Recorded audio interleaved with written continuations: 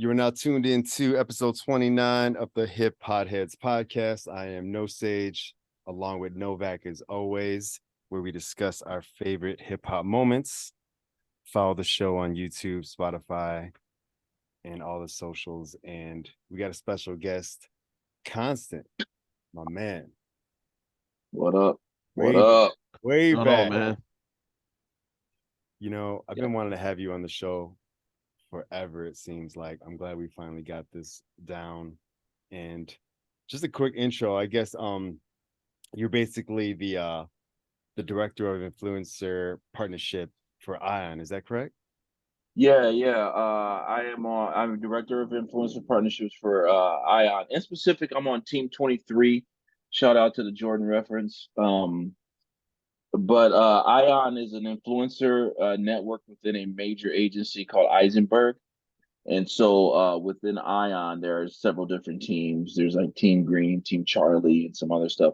And so I'm on Team 23, and I'm the director of influencer partnerships for our team. That's what's up. And besides that, I mean, I know we've connected in the past plenty on some hip hop overlaps, Definitely. like I just been wanting your hot takes on plenty of things because it seems like you are sort of the epicenter of a lot of things shaking as far as gaming goes down, and um video. I know you've interviewed like Travis Scott and Post Malone and Kanye, and just like you're a man of many hats and many lives, dude. Yeah, man. I mean, we go way back to the Chicago days. That's where it Right. kind of all started. To your point, I was making beats and doing the hip hop thing, late 90s, early 2000s in Chicago. I had my crew, Pseudo Prophets, we're part of the No Budget family.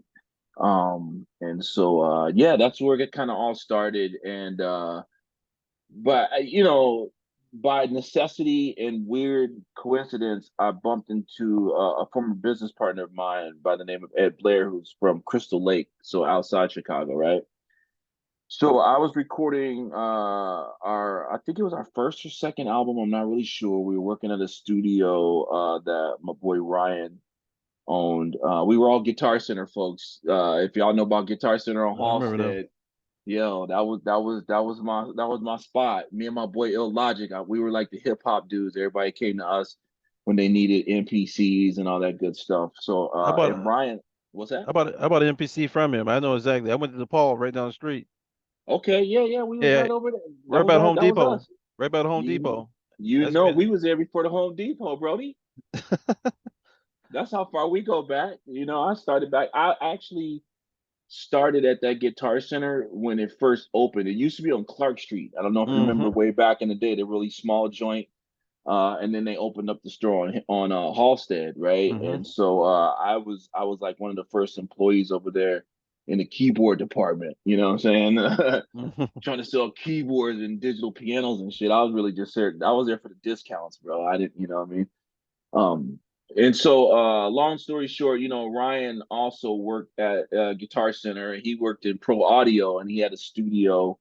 And so we were mixing our album. I was working with this kid named Presence. Ryan Berry is Presence is his last name. I think he's back in Chicago now, going as Presence the Elder. He's been doing some stuff. So we were all working on this album, and so I was mixing it over at Ryan's studio, and Ed happened to had shot his film, which is kind of like a John Woo meets like Hype Williams type shit, bro. Like I had never seen that. Like, Mm-hmm. I was blown away, you know what I'm saying? And so he happened to be, doing the sound to his movie at the same studio that I was doing the album that we were doing. And so he got to hear some of our stuff, right? Ryan played it for him. So I walked into the studio one day. He's like, "Yo, man," he's like, "I heard your shit," and I was like, "You back there? Oh, what you talking about, dog? Like, you know what I'm saying? Like, you ain't supposed to hear that shit. You know what I mean? Whatever." So then I was like, "So what'd you think, bro? Like, real talk." And he's like, "Yo, man," he's like, "Shit was crazy." He's like, "It's different than anything I've heard out of Chicago." He's like, where you from?" I'm like, I'm from Illinois, bro. I'm from Champaign, Illinois, right up the way, right?" He's like, He's like, this shit's got like East Coast meets like, West Coast vibes and stuff like that. I'm like, well, it's kind of how I grew up. I grew up a huge East Coast fan, but I had my West Coast affinities too. And so they just kind of stained us. And he was just like, listen, man, I don't got a lot of money, but can I use some of your beats for my movie? And I was like, fuck yeah, like I want my shit in a movie. Again, his movie was like John Woo meets Hype Williams in a dark alley with some cool kung fu stuff, with some gunplay too and everything. So I was like, yo, I love it. Yes, you can use my stuff, right? And so he's like, well, what can I do for you? I don't got a lot of money. I was like, well, I got this TV show idea that I've been wanting to do to kind of big up Chicago, right? Like Mhm. because I felt like there's no industry. I mean, if you guys were around in the 90s and the 2000s and stuff, there was really no industry for Chicago folks, bro. Like if you made it out of Chicago, you was really doing something. You know what I mean? Now that henceforth my love for Kanye, right? And so Is this he where was Playing like, Out kind of comes into the picture? that's exactly where it comes into the picture, Right? bro. Mhm. You know what I'm saying? And so I had that show idea, Play Now, and we Yeah. created Play Now, and we ran into a gentleman named Jim White who ended up being my mentor at this post production studio, and he was like, "Who are you kids? Like, you guys got big dreams here. Put your money where your mouth is. Show me a pilot, right?" And so Mhm. so Ed helped me shoot this pilot, right? And in this pilot episode, we got to interview Kanye when he was doing a Louis Vuitton backpack shoot, if you remember that. Oh, remember that? And so there's a whole nother funny story behind that. We weren't even supposed to be there, to be honest with you, right? But yeah, some dumb shit happened, and we ended up being there, right? And some guys from Do or Die were there, and that's the same day that Mhm. Cootie and Chike finished Through the Wire, the music video. Mhm. So we're interviewing Kanye, probably the most humblest dude at that time, because we knew how big he was, right? And we knew how big he was gonna be. All my friends in New York was like, "Yo, he's the man out here," blah blah blah, and I'm like, "Bet." So we're interviewing him, and they bring the video there, and he's just like, "Yo, y'all want to see my video? Tell me what you think." And we were like, "Whoa, you're gonna show us this video, right? It hadn't even debuted yet on MTV." Oh, And he for was Through the just like, Wire? "Yeah, for Through the Wire." Ah. They just finished it, and so he was just like, "Yo, you want to see it?" And we was like, "Fuck yeah." True story. Yeah, I had Sarah interview him Get out because, of like, here. yeah, because I had fired. I created a TV show and I was a host and I fired myself because I finished an episode with a peace sign and I was like, "Yo, that's so cheesy. I'm fired." And so I fired myself. Hey, So, but to pull back the curtain a bit, so I did watch that brief interview when you're talking about the college dropout days. So the funny line I remember Ye talking about was, I'm trying to market to them, to the audience that has like, what he said something like, they got real chains but like fake earrings or fake, something yeah. like that. Yeah. I'm like, what? All right, I see you, Playboy. To know Kanye, and I'm not proclaiming to be like, "Yo, dog, let me call him," right? But just to have been around for that uprise and stuff, you realize he's a funny, funny dude, right? Like we run into each other several times out here in LA and this and the other, and he's just like he's always like, "Hey, what's up, man?" Like he ain't never big time me or nothing like that, right? So he's always cool with me, you know what I mean? But yeah, so I had Sarah interview him, and then we did, and he showed us the video, and we were just like, "Damn, bro, you're gonna blow up." And he's like, "You think so?" And I'm like, "Man, I just like what you're doing is real dope." And then look, he blew up, right? So Nabil was there. Nabil was doing the photo shoot, who happened to had gone to film school with Ed by all weird coincidence. So they linked back up, and then I ended up running into Nabil, who did some of Travis's videos, or did one of Travis's videos back in the day. So it all kind of went full circle with that whole group. But that's kind of how I got my start. Everything started in Chicago, man, and just kind of spawned from there. Yo, that's Yeah, super dope, man. I'm glad that's you took me nice. into that. Because like when we crossed paths, I always knew you as the media guy and the camera guy. And in fact, like when Play Now came the picture, I was like thinking in the back of my mind, wasn't there like another brand like Elysium Films or something along that Yeah, line? that was me and Ed, Right, Elysium right. Films, that was Yeah. doing all the film and TV stuff, and we put that together. So we ended up creating that. Play Now got some legs, bro. We ended up pitching it to Fuse. and let me see, MTV called us, and WGN. And so I was blessed, man. Like the first ever creative visual thing that I did almost got picked up to go mainstream, which was pretty cool. We lost out on WGN to a NASCAR show or something like that. It was like down to us and some like reality show about the Bulls and this NASCAR show, and WGN said that NASCAR was nationally bigger than whatever, so they needed the numbers. You, cause Um, you, cause you work on 2K, right? what's that? Are you part of 2K? I used to be, yes. I used to so I was the I just left 2K probably in April. I think it was, yeah, this past April. I was the senior global influencer marketing manager for 2K, and I did that for NBA 2K, I saw WWE your 2K, I saw stuff your like name in that. the credits. I'm sitting there like this name in the credits. You at the end of the game, and I'm like, I know this name from somewhere. And Oh, I'm you like, saw that? yeah, I saw your name in the credits. That's why I paused for a minute. And I'm like, what do I know? What do I know this name from? I'm like 2K. That's why it came straight to mind because a lot of times you finish the championship season and the credits roll up and your name's in the credits is basically in charge of that area. That's dope, man. I had seen it once.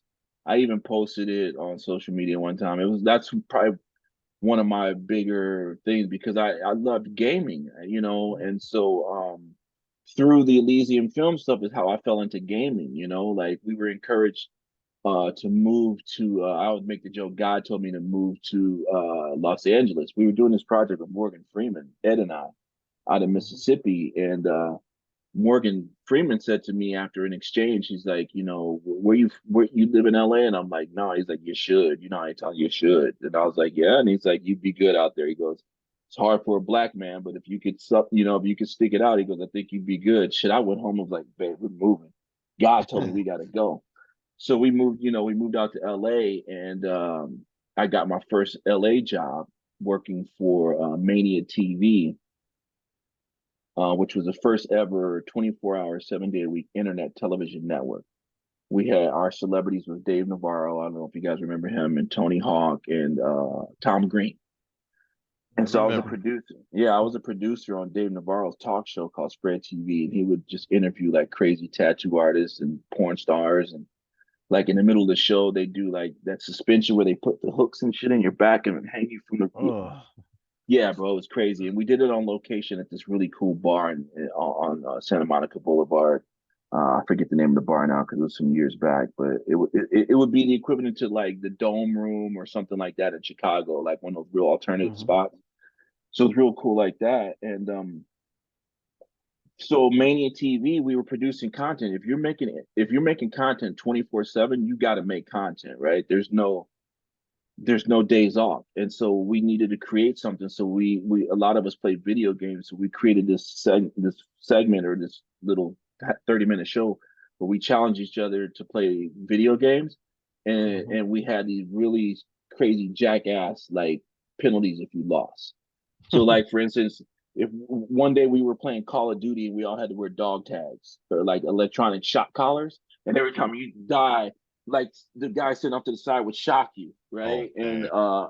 and then we would play like Skate 3 or something and try and see who could get the most points while skating the bowl, but at the same time he's like messing with you, like, and if you lost, you had to spin around in a circle, and then we threw eggs at you, and one guy had to eat like 2 habanero peppers. So anyway, we were filming this stuff, right? And mind you, this is LA 2007, so Jackass was kind of popping, but I really wasn't on that tip, so I didn't even know we were doing kind of like what they were doing.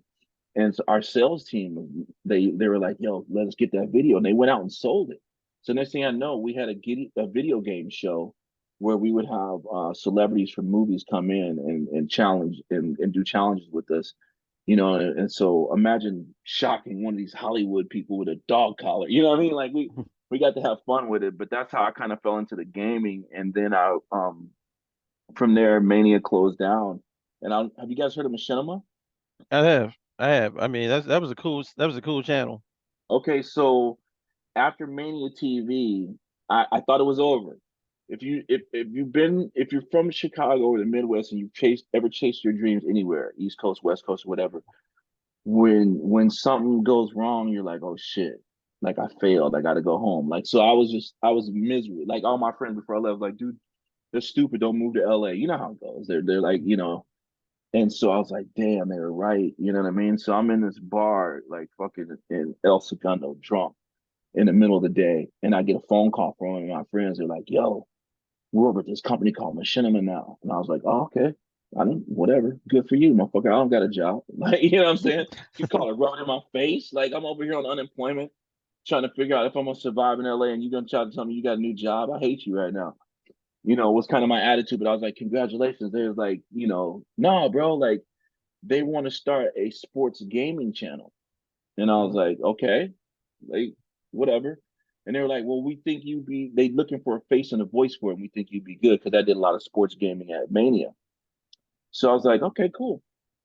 That shit sounds dope. They're like, no, I don't think you get it. Like, they want to pay you to go and cover sports video games. I was like, what? Wait, come again? You know?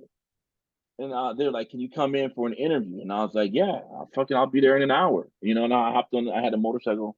At the time I hopped on the bike and just flew in there. I'm wasted.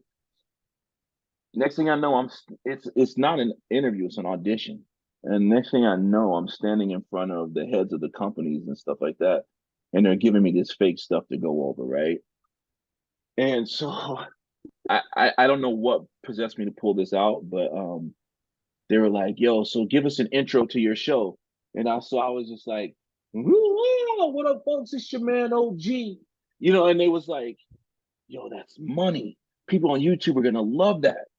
And they gave me the job. And so next thing I know, I'm facing voice for Machinima Sports now. So I'm getting lucky enough to travel the world. So whenever there's a 2K release, a Madden release, or any type of promotional event, they flew me out there to go interview people, right? So I got to talk to Joe Montana, Ronnie Lott, Dan Marino, like all these crazy people that I grew up watching. And I'm like, what? You know, probably the quintessential moment was I got to meet Magic Johnson and Jerry West at the same time and interview them, and it was just crazy, bro. I saw the But Ric that's how Flair. I saw the Ric Flair interview. Ric Flair is my dog. Ric Flair is Yeah. awesome, bro. He is awesome. He is just as animated all the time. Like it's not a camera thing. That's how Buddy moves. No, Machinima was awesome, man, in that situation. I remember Rooster Teeth and everybody out there. Yeah, So yeah, yeah, yeah, yeah. it was everybody, you guys are like the fathers to like content, even in 2K. Your influence on 2K's media setup is crazy. They basically took that whole style and injected into 2K halftime and everything like that. You think about how they interview players and everything. That's Machinima. If you think about it, it's that early style. 2K basically watching you guys are doing, and then you went over there, you were influencing those situations, but you can see your influence all over 2K. Yeah, man. I'll even go as far as to say that influence came even before I got there, right? Because when I got to work within the halls of 2K, I wasn't even trying to do content. That was Ronnie's thing. Like I Mm-hmm. wasn't. There is a Ronnie 2K. I'm not trying to be that, right? Like I was really there to be a bridge for the content creators that were out there now, the influencers, and the company that they're making content for, right? Because coming up, I saw that a lot of brand deals happen, like on the Call of Duty side and all this other stuff, but it wasn't really happening for the sports guys. Mm-hmm. Nor were they able to talk to the people that were making the game that they were promoting in a sense, right? So I was like, I'm gonna be that bridge for people. You know what I mean? That's kind of how I always tried to move, man. The whole reason we created Play Now, Jay, is because I wanted to be a bridge for artists in Chicago to get the same type of shine that these folks got on MTV. Because I always looked at MTV as a local show. It's Mm-hmm. in New York. They're hyping up New York. A lot of New York artists and a lot of artists at that time that wherever they were from relocated to New York. So I always looked at it like I was like, yo, fuck that. Chicago needs that. So that's how we tried to shoot our show. That's how we tried to edit it. Like it wasn't some boring ass, what do you call that? My God, where community TV type stuff. I forget what public access, Public public access. access, can TV. We wasn't trying to make it a public access show. We wanted you to think like this was like WGN or somebody got behind this and really spent the money on it, right? So, but yeah, man, I mean, yeah, I don't want to keep going, bro. There's so much shit I could get into, but you know. You put everything in perspective. You're tying up a lot of mysteries and question marks I had about different things because for this show, Jason sent your information over, and I was trying to figure out where the hell do I know that name, and I'm looking at it, and it basically was my Lebrio NBA 2K daddy, and I'm like, shut up, man. I'm like, and because she watches those credits and stuff a lot, and Mhm. my kid, kids focus on the crazy stuff. She goes, well, Mike Wang is the developer of 2K. My kid knows this, but most grown-ups don't know that. So my Right, kid's right. like, yeah, the other day we were talking like he broke the jump shot, daddy. I'm like, go to sleep. Go to sleep. So yeah, I love it. she grew up pretty much with you guys on that 2K side and how the influences stuff, the music, Mhm. the layout, the interview process. I mean, you can see a lot of that influence in that setup. Yeah, Even with man. the wrestling, even with the wrestling games, it's there. The 2K Yeah, wrestling yeah. games. You're 100% right. I don't know if you or your daughter caught like any of the live streams that we did. On 2K, we used to do the logo show. The Mm-hmm. logo show was and myself and my boy Mitch, who actually is part of Team 23 with me. He's been my counterpart throughout my influencer marketing journey since the beginning, right? We concepted the idea of logo show. Ronnie was already giving out the logos, and so we were like, how can we take this up a notch and shine the light on the creators that are receiving these logos? So we were like, yo, let's do a live stream where we actually pop into their streams and stuff and give them some shine, right? So, Mm-hmm. we created a concept, but that was merely a spinoff of what I used to do at Machinima. I had a segment I did my main show was called Replay on the sports channel. And part of Replay had a segment called the 2 minute drill. And I spent 2 minutes highlighting the top sports creator content on the network. So at this time, this is KSI long before his boxing days. This is Chris Smooth before he got on camera. This is iPod King Carter. There was no Cash Nasty and Christopher London back then. These guys are like the second generation. I go all the way back to like the first generation. Like I said, iPod King Carter's, Chris Smooths, and all these guys, right? So, but it was just a spin off of that to highlight the creators. It's all about giving back, man. Because I got lucky. I always looked at myself as like, dog, you got lucky, bro. Like in any other circumstances, I could have been shoveling shit or building highways, but I got blessed to do what I do. So I try and give back any chance that I get. I I just feel love you. the whole origin story. Like, again, like I always knew you were a media junkie and you always were bridging the gaps, but like to know that you were like in the rap space and the hip hop space even before that, like I always knew it was always a part of you, but I didn't realize you were doing music like that. Because at that point, like you were just making moves, and I just didn't know the whole history. So like, does that mean like what is that? Did you just go to college in Champaign, or that's where you came up, or No, okay, so I was born in Champaign. oh like Luda? And yeah, honestly, my uncle is Luda's godfather. I What? didn't realize this, right? I didn't realize this, but I guess Luda and I used to run around when we were little. My dad told me. He goes, "Yeah, Chris used to make fun of you all the time. He used to call you fathead." I was like, "Well, when I see him, I'm gonna bust his ass." So I almost was going to. There's a couple chances where I was going to get to run into Luda. One time when we were out in New York and we were at the Fuse pitch meeting and they took us down to their show that was kind of like the MTV TRL type thing, but they had their version of Mhm. it and Luda was there. And I didn't get close enough to talk to him. He was walking off the stage. I'm like, yo, Luda, you from Champagne? He turned around and looked, and I was like, yo, Willie Claiborne? That's my dad's name. And he was like, and you can see he gave me that look like, yo, what the and then they usher him off so we don't run into each other then. And then I years after that, he was in Fast and Furious series, and I got flown out to London to interview the cast of Fast and Furious. And so just so happened that Paul Walker, rest in peace, had hurt his ankle, so he wasn't there. So I was so excited to talk to Paul Walker. And Luda had just left to go do something else. So I got to talk to Vin Diesel, Michelle Rodriguez, and the rest of the crew, but I didn't get to Luda. And I was like, damn it. I was like, Oh, man, I can't wait to talk to him about champagne. Why you call me fathead, bro? As soon as you remember who I am, I'll be like, "Yo, you call me fathead. I got problems with that." This is almost like an alternate version of Hustle and Flow trying to meet up with Right? Punchy Black in the bathroom or some It's, shit. it's like 6 degrees of separation because the way Luda the way I know Luda's from Old Park River Forest, so he's a little bit older. So what happened was one of the guys he used to work with was buddies with him. He lived in Old Park for a minute. He went to OPRF in ninth grade. Then they left. So he used to Buck, this guy he used to work with. That was his next door neighbor. So what happened is years later, you know, he's talking about Fast and Furious. The same guy he used to work with went to one of those movie premieres. He takes a picture No. and sends it to me and goes, "Guess who I ran into? My old neighbor." And I'm like, I'm like, "Your old neighbor?" He's like, "Yeah, you know who he is because we know him as Chris." I know Right. exactly what you're talking about, and it's funny as hell. It's a small universe. We just see him in Old Park at the Y and stuff. He was trying to hoop and everything like that. He's a funny dude, man.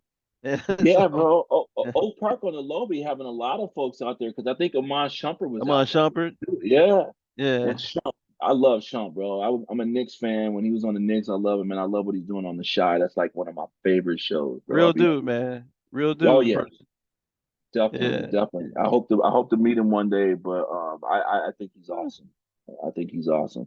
He, yeah, he's real cool people, man. I went to film in Old Park for 2 years, so that's how I know them. And then they went to OPRF, that's our rival. So we used to have a rival game with them every year. So it's a small universe. Oh wow, okay. Damn, so you was up there hooping with him and stuff. Okay, okay. Yeah, I see you. I see you. yeah, he's younger because like my guys you might know out there, like Corey McGaddy and stuff like that. That's who I went to Mhm. high school with. Small Yeah, I remember. universe. Yeah, I remember all those names, man. Yeah, that's the thing, man. And that's what I like about being from Illinois. That's what I like Hmm. about spending my time in Chicago. Like when I was there in Chicago, it was frustrating, man. It was like, I'm sure you guys have heard this analogy time and time again, especially out of folks in the entertainment center, but it was like trying to get water out of it, or trying to get electricity out of a water faucet, right? It just was not set up to make moves, man. And I did everything I could, including I ran Gene Ferris Wheel Records. I don't know if you guys are familiar with Gene, but he's a big time house DJ out of Chicago. I ran his label for him for a little while. I worked for Vince Lawrence, who was credited with helping create house music, and he did some of the first house songs, and turned into a big advertising music guy.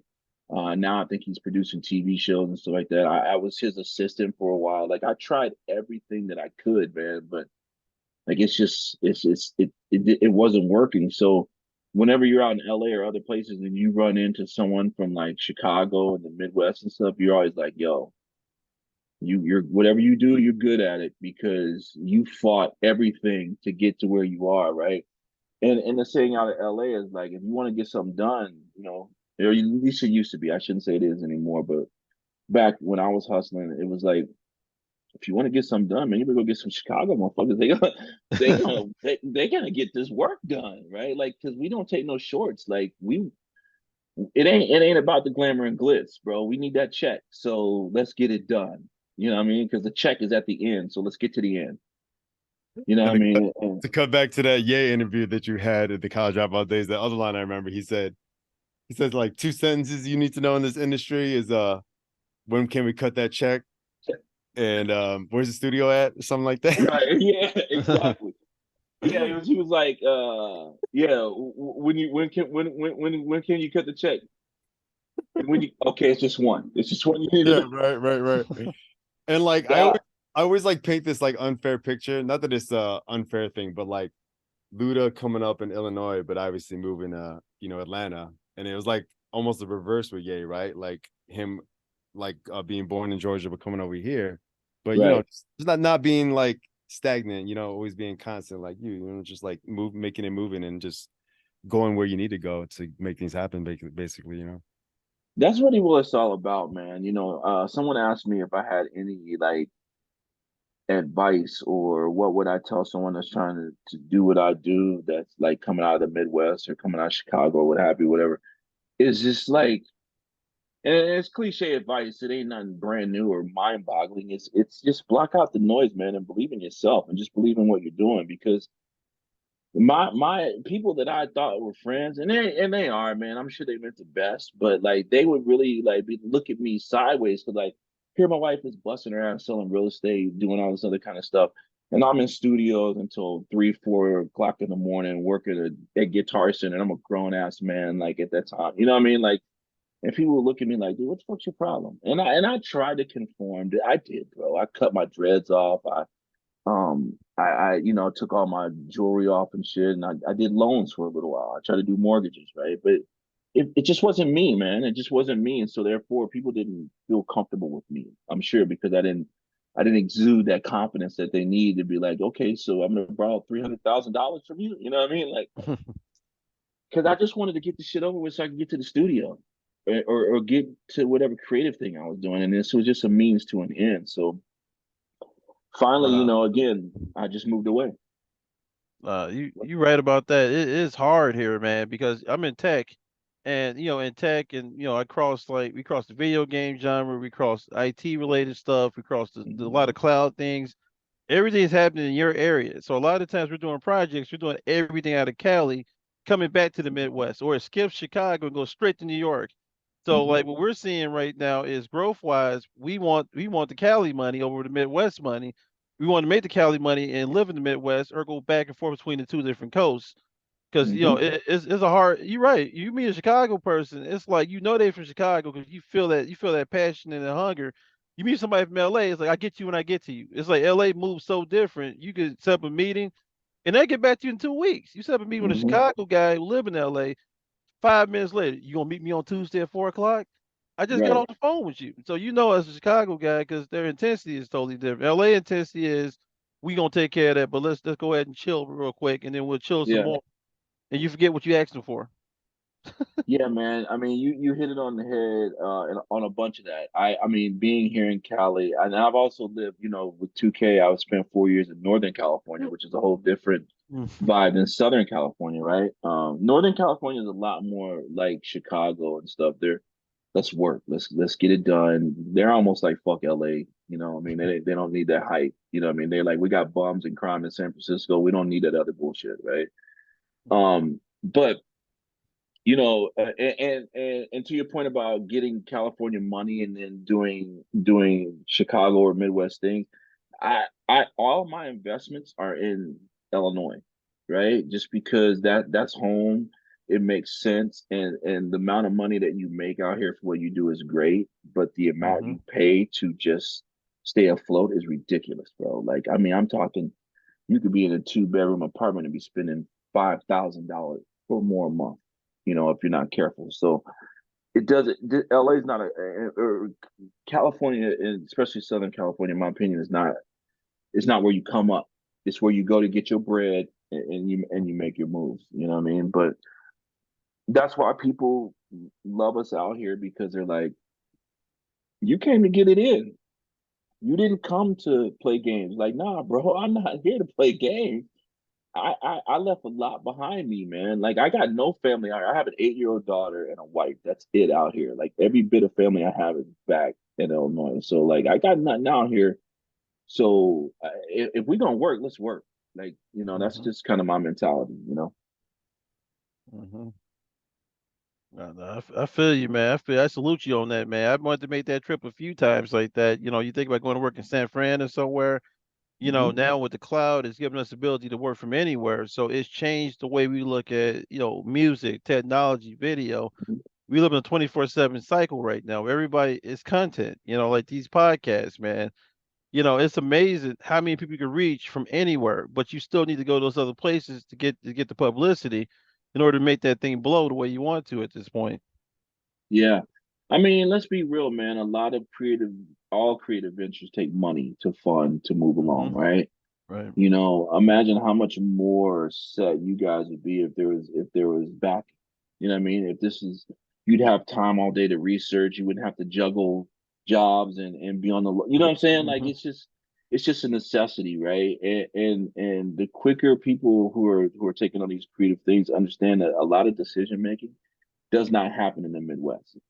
The Midwest is a testing ground, if you will, right? Let's put out a new product, put it in the Midwest. If they eat it up, everyone will like it. The people test burgers out there, they do all this kind of stuff, right?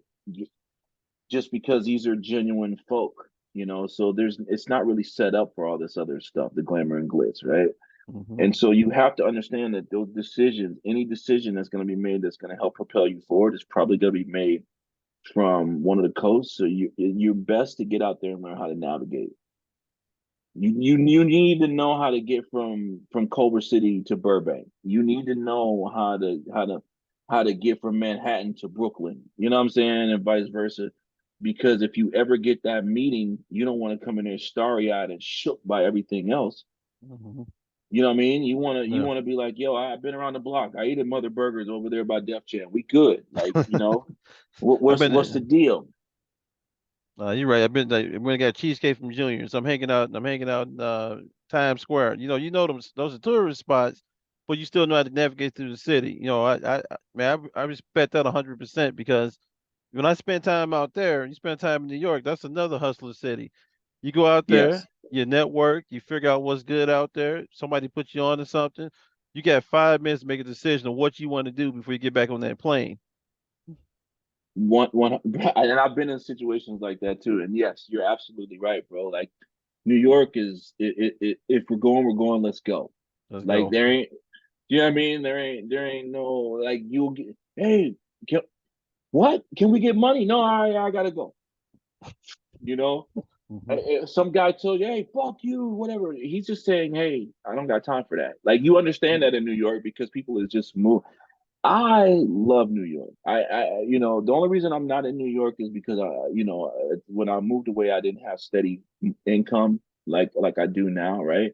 And so my wife told me, like, listen, every time we come to New York, it's you know, going to some record label or going to some studio or we're going to a Yankees game or you're going to a Knicks. She's like, that's just not gonna happen all the time if we live here. She's like, it's gonna be train rides and cold weather and all this other stuff. You sure you don't want to go to LA? You know, because she used to be out here doing the whole. She worked for Universal, um, the theme park and all the other stuff. So you know, she was very familiar with the LA thing, and she's like, I think you like it out there. You know, she's like, you know, there's tons of smoke out there too. And I was like, oh, right on, right on. You know what I mean? So so I was down with that, and then my boy Anthony Kilhoffer. And you know, here's the thing, bro. If you think I'm a linchpin, Anthony Kilhoffer is like that dude, right? Because he, Anthony, if you look him up, Anthony is a producer engineer. He's worked with R. Kelly. He's worked on the WWE album way back in the day. He was part of Good Music. He Hmm. was Travis Scott's manager before his manager now. He has music coming out with Kid Cudi. He just released his own dance track. But this is my dog. Like we used to just run around Chicago together. And so like, you know, he was with Kanye like on a in fact, he was the engineer. He worked for Maserati, Tony Maserati. If you guys I ever know heard what of that Tony is. Maserati. So Anthony worked for he was Tony Maserati's assistant when he and I both worked at Vince Lawrence studio over at Chicago Tracks. Hmm. And Anthony was like, I'm moving out to LA. You know, I want to make records. We at the time we were doing commercials and stuff. He's like, I want to move out to LA. And so he moved out to LA, bro. And like he was an assistant for Tony Maserati for a while, doing mixes and stuff. And as he told me, he was leaving. I think it was over there on Orange. It was the record plant, maybe. I think that was the studio, the record plant. He was leaving there, and they were like, "Hey, you want to pick up a couple extra sessions? There's this dude named Kanye coming." And so AK's like, you know, Chicago, like, hell yeah, I gotta get money. Let's go. So he hit me. He literally hit me up on the phone. He's like, "You ever heard of some dude named Kanye?" And again, I was at the Guitar Center at this time, and I'm like, "No." And then I was like, "Wait, yes, I have." I'm like, kid from the South Side doing beats for somebody. I guess he bumped into Jay-Z or whatever, blah blah. And he's like, "Well, yeah, that's just legit because he's got budget to do his own album now, and they just asked me to do his sessions." He's like, "Do you want to come out here and do them?" I was like, "No." I because at the time I was trying to determine if I wanted to stay in television and film that chasing that shit or just be a recording engineer. And so my wife was like, no, you would rather be a producer. You're not an engineer. You don't take orders very well. They'll fire you. You know what I'm saying? So I was like, all right, cool. You're right. You're right. You're right. You're right. So I was like, no, he's like, dude, I'll set the room up for you. You know how to run it. He's like, come on, bring out fingers. That's what they used to call me in the studios, fingers.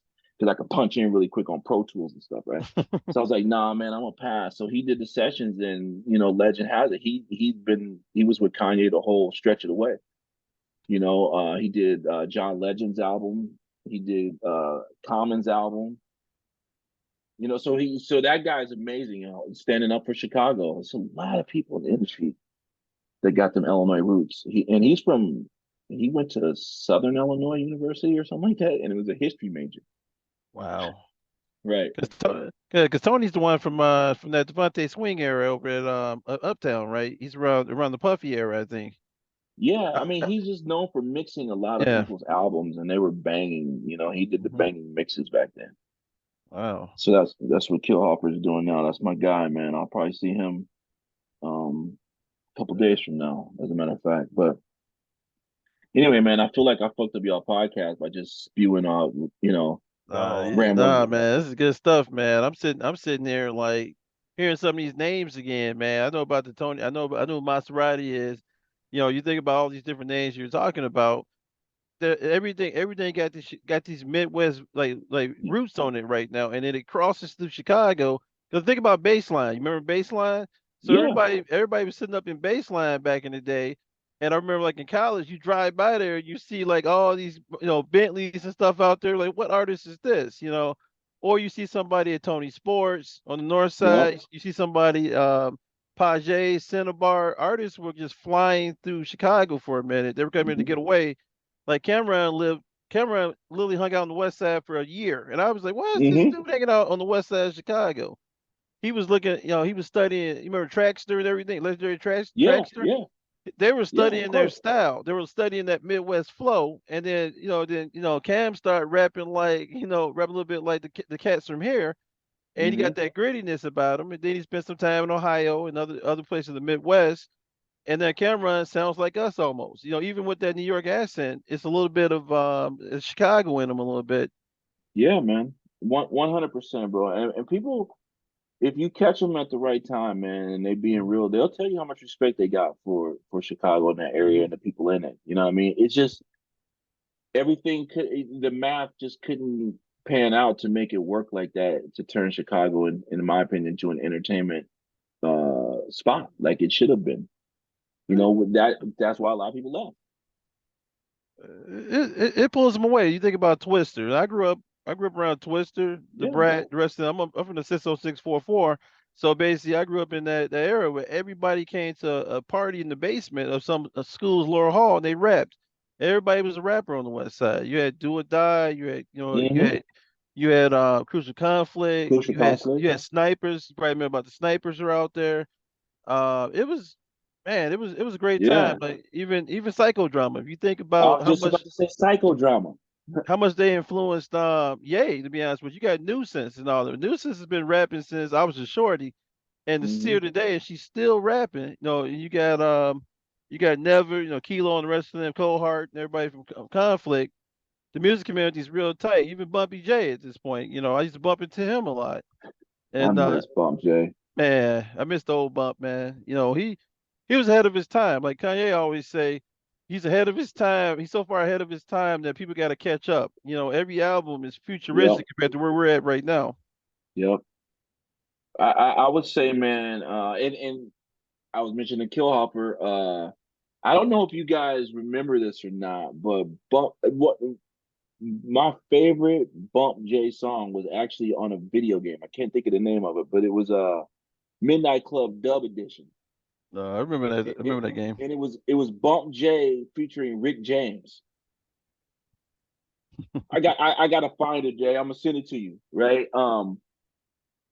That was my shit. And Anthony was in the studio when I guess when they did that song, right? But like that's what really turned me on to Bump J, because I was playing and that song was banging in my headphones. And if you remember Dub Edition, Hmm. that's how we was like pseudo rich right there, driving around and probably could afford listening to jams and shit like that.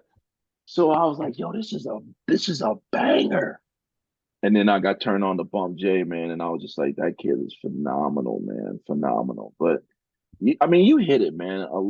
There's a lot of influence in the business from the folks in Chicago, and and just that whole Chicagoland area.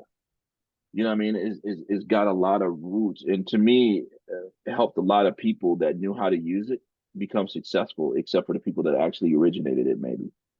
And that's the sad part. But it's like a lot of people will say, "Well, those people didn't know what they was doing." And I'm like, "Nah, they knew what they was doing, man. They just didn't have nowhere to do it, and that's the big thing." Well, look at Buddy Guy. Look at Buddy Guy and Shauna. Look at that situation. So Buddy Guy, blues legend, Shauna, his daughter. Hmm. Shauna was on Disturbing the Peace. That's a connection to Luda right there. Yep. That's all. That's Midwest connections right there. And you think about how they go out and represent for the culture in that situation. And a lot of that culture is the Midwest in them. I just think that they originate a lot of them styles. You're right. You think about like, man, how many great artists that we know about that nobody else knew about, but somebody sounds like that artist today because somebody found that record or found that album through Hmm. Spotify, or you get somebody from New York. What's up with so and so? I'm like, where you find this album from? I mean, like, I was listening to Spotify one night and it snuck in my rotation. I mean, that's Yep. pretty much how Chicago is. Even look at Gary. Look at Gary, which is right across the way. I was over there the other day in Highland area. Everybody rapping in Gary now. So Gary and Highland, Indiana, and turned into like hip hop land. So everybody over there, they ain't drill rapping no more. They straight up trying to drop bars over there. And this is going on inside record shops over there. They're taking it back, huh? Yeah, they're taking it back, man. It's like it's evolving again right now. If you think Yeah. about hip hop, I think Ye was light years ahead. Now everybody sounds like Ye. In 5 years, who would they sound like at that point? Travis' whole album is Ye. You Yeah. know? Yeah. Yeah. Yeah. Yeah. No. Yeah. I hate to Hmm. say it, but yes. I Yeah. always said, even back when like Antidote and all that stuff, and this ain't Hmm. no knock to Travis, I appreciate him letting me be along for some of the ride in the beginning and stuff like that. But songs like Antidote and all that stuff, they were so blazing. I was like, but yo, at one point the party's gonna be over and the lights is gonna come on. What are we gonna listen to then? You know what I'm saying? Like, because you Hmm. just can't, you ain't looking for the antidote at like 11:30 in the morning. You know what I'm saying? You're looking for something else, right? Like, Yeah. so it's good to know that the resurgence of old, I don't want to say old school hip hop, just bars and just hip hop and lyrics and stuff like that is coming back. And you can kind of see it, like you're in tech, so you could probably relate to this. You could kind of see it in some of the beat machines. Like, they redid the SP 1200, Hmm. they redid the MPC 3000. Like, these are like staples in the hip hop scene. You know what I mean? Like, you can't really tell a true hip hop story if you ain't mentioning the Ensoniq ASR 10, the Akai MPC, or the Emu SP 1200, right? Because there's been Hmm. so many classics and inspiring things done on those machines, and now to see them coming back in the land of Fruity Loops and Hmm. Logic and everything like that. It's actually pretty interesting, man. If you got, I have a theory on some of that. We used to say Guitar Center. Like, I honestly, I used to go on this thing that said the drum machine itself. Hmm. If you follow the lifeline of the drum machine, it both ruined and surged hip hop, right? Because, and I say that because when you take it way back to the Tribe Called Quest days, even and stuff like that, right? These folks had to go to the recording studio to make the music, right? You had to Hmm. gather your records and you had to go into the studio to do this, right? When the at-home drum machine came along, like, it changed everything. Now every Tom, Dick, and Harry who could hustle up some money can head down to Guitar Center or wherever their local music store was and buy the tools you need to make music. So anytime you get something like this, it's my theory that it's going to be both helpful and harmful, because that's going to flood the market. Before, there wasn't a lot of hip hop out there, right? If you think about Hmm. when the drum machine became affordable, how much hip hop every how much hip hop was out there? A lot of it. A lot of it. Whenever you get a lot of something, some of that shit's gonna be bad. Now they're selling Some the of it, old stuff. Now they're selling the old stuff to buy the new stuff. So all the old stuff is on Craigslist, Facebook Marketplace. You see the old MPC, the 3000 before the rebuild, and then you got the MPC XE. Have you seen that one with the touch screen on it? Man, that thing is awesome. You know, that's the best 2500 bucks you're gonna drop right now because you can also connect it to a nice Mac. And then don't forget about the Apple influence here. Yep. Everybody that does music in Chicago got a Mac with 100 songs on it. They're hiding from somebody, and you can be around them and be like, "That's my Mac," or somebody steals their music. Somebody always stole a Mac. And I'm like, "What's going on? They stole your Mac?" So that's the Chicago story. That is true. Everybody got. It used to be PC cakewalk. Hmm. You know what I'm saying? And all of a sudden, you know what? In my opinion, what turned a lot of people on the Mac was when Pro Tools came out with Pro Tools Lite, Hmm. because you could, you know, you at first you couldn't run it on anything but a Mac, and then they finally wrote it for PC. But like on the music side, if you was on PC, people was kind of like, ah, so you ain't came up yet, huh? Okay, I Okay, let got me. you. Yeah, I got you. You see it sitting on top of that crate, and everybody go, "Which Mac is that?" That's the MacBook Pro, 16 gigs of RAM. You know, you showing off them specs. Now you see the new ones. They got that Yeah, M2 processor in them. You could do a whole yeah. album on the Mac with the M2 processor with the 64 gigs of RAM. You don't need a studio. All you need is two mono speakers and a mic at this point. Bro, you need some headphones. You need Headphones. a microphone and a damn bathroom that you can hang some blankets on the wall, and you can go for. But nowadays you can just buy a whisper booth, put it up in your living room if you got the space, or if your lady cool with it or whatever. Like I had a full on like production studio in my living room. I to this day I still don't know how my wife didn't leave me. Like as soon as you walk into our house, and I don't know if you remember, if you used to come over, there's a like a Mackie 16 by 8, you know, with the 16 channels on there. I had like I had the keyboard controller. I had the Roland JV 1080, the Roland JV 2080 with the expansion Uh, cards. you had to roll it, huh? Yeah, that Yeah, thing. I had the Proteus, I had the Emu Proteus, I had all those joints, bro. You know what I mean? But it was all rack mount machines, so it's sitting in your living room like bam, as soon as you walk in, you know what I mean? And so now you just need a little laptop and some Fruity Loops in the corner and you straight, man. And people be making hits, but And now we installing mega storage for people, putting terabyte, servers in, putting terabyte storage racks in people's houses. So what they're doing is they're storing all the music at high quality, and then they're Mhm. cutting it different ways. I mean, there's so many different ways now to store music, and it's still not all secure, as you probably already know, because people still Mhm. stealing music. They selling it now. Everybody's selling beats right now. It's crazy. Like my brother does it, and I sit there and I go, "How are you making money?" He's like, I'm gonna do what I want to do. I'm a bucket. I don't want to fit into this. I'm gonna keep making music. And you look at him like, where's this music at? He's like, I sold it. So I know the game on that one. I mean, he doing his thing. He's free to do what he want to do. Like you said earlier, you got to do what you don't want to do what you want to What do. you And want to that's do? Yep. and that's how I look at tech in that situation. Tech and music is a vehicle to what I want to do at this point. But we got to keep evolving. Yeah. I love. I'll do it. Yeah, Go I was for just it. gonna say, I think Novak might be running a little short on time, but Yeah. yeah, constant man. It's just been super dope, man. Like all these side stories, all the origins.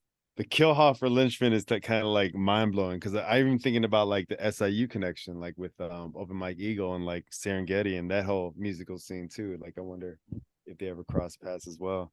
That's kind of super dope. Which is wild too, because Killhofer to the by heart by nature was like a rock guy in the Right. beginning. So I say he's our era's Rick Rubin. You know what I Man. mean? When you see Anthony Killhofer, if you ever see a picture of him, you're gonna be like, and then you see his discography, you'll be like, that don't match. He's a white dude with glasses, long hair, and you'd be like, it doesn't matter. But what makes him have so much swag is that he doesn't give a fuck about swag. He just wants to make good shit. You know what I mean? And that's what I love about him, and that's what I loved about Rick Rubin and all. I didn't even tell you the time I met Rick Rubin. That was fucking hilarious. But anyway, we'll have to relight that one. But that one took place at a strip club in Chicago with Uh-oh. the crew from Limp Bizkit. So Yeah, Fred. if that tells you anything, but yeah, no, I appreciate you guys having me, man. I always got time for you, you know that. Like so, um, I just want to put it out there, man. If anybody has any questions on the influencer game, or Right. or questioning whether or not they should become a content creator or what it takes to become a content creator and stuff like that, feel free to shoot these guys a question and they'll get it to me and I'll do my best to get you an answer. I'm happy to come back on the show and answer questions. Like I said, I feel like I just, diarrhea the mouth and gave y'all so much other stuff. Hopefully you know, the fans ain't like, but I wanted to talk about this. But it was fun though. So yeah, if you got anybody out there listening, have any questions or whatever that I can answer for them about influencer marketing or gaming in general or how to get into that scope, holler at y'all and then they can holler at me and I'll definitely get back to you. That's Nah, that's dope. We appreciate you, bro. Definitely, man. You made my other eye open up, man. I was sitting there like, yeah, all the 6 degrees of separation. A lot of times we just don't put it all together. That's one thing about Yep. Chicago. It's like, this person does this, that person does that, and you connect everything. It all works together like Voltron at that point. It's real interesting. We just got to do more of that collaborative space, man. To be real with you. Yep. You got to play your position too, man. Not everybody is a star. Not everybody is Derek Right. Jeter. Some of us are gonna be in right field. You know what I mean? And so we need Sean Dustin. yeah, exactly, bro. But I mean that, like, I pride myself now doing exactly what you said is trying to connect the dots, right? Like I always tried to take the supportive role in the business side, and somehow I kept getting thrust to the front, on camera stuff, this and the other. But that was like never my intention other than when I was making music. I wanted to drop lyrics and stuff like that. But even behind that, I was trying to like manage our group and book our shows and get our stuff, marketing stuff together, right? But so just know, everybody, man, what nobody just said is really important. Learn how to connect the dots, and you might not be the shining star, but be the shining star in your lane. You know what I mean? Whatever that is, do that and do it to the best of your ability. I love it, Constant. I mean, like, to be honest, I knew you were always hip hop. My favorite story, actually, because you were just dropping gems on so many different things that not necessarily were related to hip hop, but I always knew you lived and breathed hip hop. Was like, so when we crossed paths, like back in the day, and I knew your wife too, like before you had your daughter. I remember one story I want to spill the tea on, which isn't like gratuitous, but I think y'all were like trying to chill, trying to set the mood right, trying to set the vibe, and then I think she'd rather listen to some like R&B jams or Jodeci. Like, nah, we listen to Wu. We listen to Wu-Tang right now. Set the mood right.